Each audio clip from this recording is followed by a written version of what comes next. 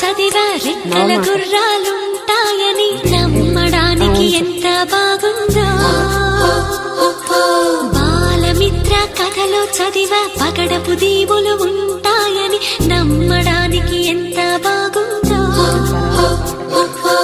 నా కోసం రెక్కల గుర్రం ఎక్కి వస్తావని పగడపు దీవికి నువ్వే నన్ను తీసుకెళ్తావని ఇక ఏనాటికి అక్కడే మనము ఉంటామని నమ్మడానికి ఎంత బాగుందో.